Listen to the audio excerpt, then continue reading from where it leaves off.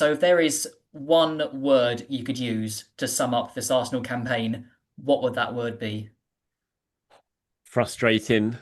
I think it's just what it felt like, a grind. It just never got going, basically. It never felt like it got going. There was no momentum. There was no, I think I think maybe five was the most wins in a row in all competitions during the season. Maybe it was even four. I'd need to go back and double check it, but that kind of summed it up. There was no real swing where it just felt like everything was in place for the club to really go on and have a good run. Every time you kind of felt like you'd come through certain injuries, bang, other injuries would then hit, and it was just constantly stop start, stop start, stop start, or the suspensions and all those sort of things. It never clicked into gear. So it's been a hugely frustrating season, I think, and it's been a tough one to follow as well because we all had such high expectations, and I suspect it's hard when you've got those sort of expectations going into a season. Basically, if you don't win it, then you're disappointed, and that's really, really tough. I was looking at the celebrations of Chelsea celebrating finishing fourth.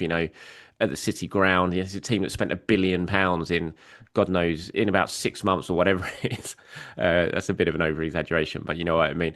And they're celebrating fourth, and that's no. I'm not having a dig at them, but that just goes. Arsenal can't do it. Arsenal finished second, and the knives are out, and there's no celebrations. Everyone's disappointed. But that's the thing. If you literally your only target at the start of the season is to win the league, then you're kind of setting yourself up for a falling away because it's so hard to win the league. But it has been really frustrating because I do think Arsenal were good enough to win it this year, but they just never had the opportunity to do it because the injuries, the suspensions, everything just left it. It made it pretty much impossible. And that's before we even mentioned their lack of activity, which is purely their own fault in the transfer market to sort of strengthen themselves and help them navigate the injuries that they had. So there was just a lot of issues, I think, that just made it a really frustrating stop-start season from a league point of view. Yeah, of course. I mean, last season Arsenal got, I think, 89 points. If they got that this season, they would have won the league. Hypothetically, of course, we don't know if Liverpool would have had that fall off at the end of the season, but what ifs are seems to be the main theme of Arsenal over the past year. And like you were saying, with the injuries, the lack of transfer activity, when Arteta and his coaching staff look back at the season that was, what do you think are the main lessons they will take heading into next season? Is it mainly just, keeping the best players fit, actually attacking more in a transfer market? Are they the main lessons they'll take, do you think?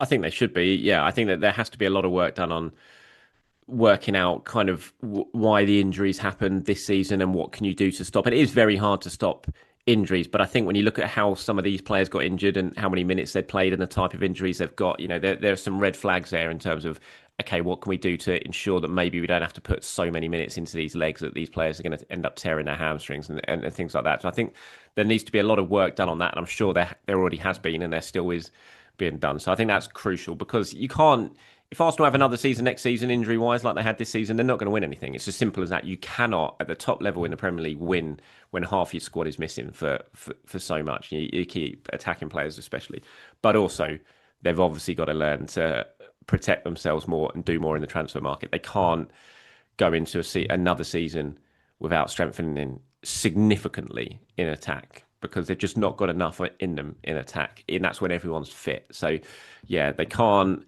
They gambled last season in the transfer market in both windows, and that gamble didn't pay off. And they just simply cannot afford to do that again. So that has to be a lesson they've learned, and I think it will be. I think they're going to attack this window of intent. I'd be stunned if they don't. All the noises coming out of them is that they are going to show real intent in this window. So I think that'll be a lesson that they will learn. And also, yeah, injuries. They've got to do all they can, all the analysis to try and work out what happened last season and what they can do to try and stop that happening again next season. Completely agree, yes. And we've been pessimistic enough, I think, in the past 5 minutes talking about Arsenal's season. Let's look at we'll do a little Arsenal awards. So firstly, Charles, I'd like to get your vote for the Arsenal player of the season because it's an interesting one. There's no real clear-cut winner, I guess. Of course, Rice, as you said, carried Arsenal on his back that second half of the season. Raya defended half of his Golden Glove. Jurrien Timber was very consistent. Was there a standout player for you this season? Gabriel, I think, is my player of the season. I know he's missed the last 8 games, whatever it is in the league, but I think he still edges it for me. Rice has had a real late rush, push for it, but I think the first half of his season was not the level that he sort of certainly performed that in the second half of the season. But I think Gabriel's just been so consistent from the start until the end, or until the injury anyway, in both boxes. I just thought he was fantastic. You know, the absolute shouts for Jurriën Timber, who's right up there as well. David Raya, who's been fantastic for Arsenal this season. You know, Rice, as I said, made a real push for it in the second half of the season. Miles Lewis-Skelly needs to be mentioned for what he's done since he broke into the team.